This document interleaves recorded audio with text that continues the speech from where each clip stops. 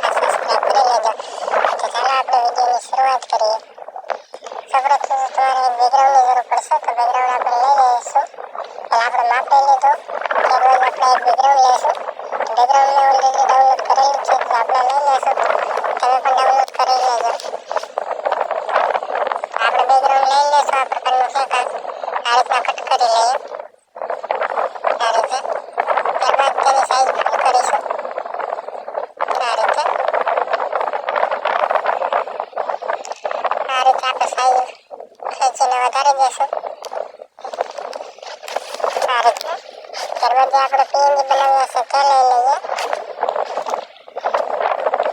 આપણે પીએનજી આ પ્રમાણે લઈ લઈશું. આ રીતના સેટ કરી તેને કલર આપી દઈએ, આ રીતે. તેને લોક મારી દઈશું. ત્યારબાદ જે એનું ટાઇટલ છે તે લઈ લઈએ.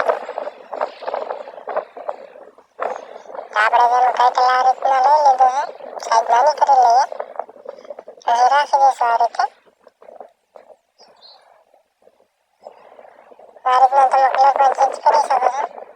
આપણે આ રીતના આના કલરનું ઓપ્શન છે તે વધારી દઈએ, અને સફેદ કરી નાખશું.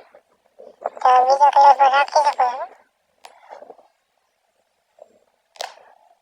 આ રીતના. તમે બીજા કોઈ પણ કલર રાખી શકો. આપણે વ્હાઈટ જ રાખવાનું છે.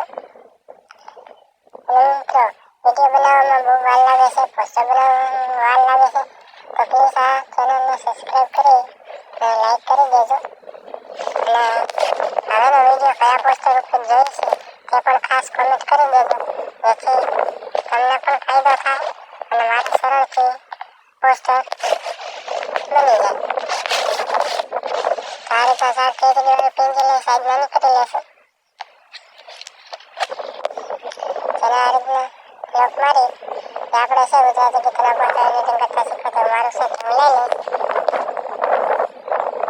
તો આપણે લઈ લઈએ આ રીતના.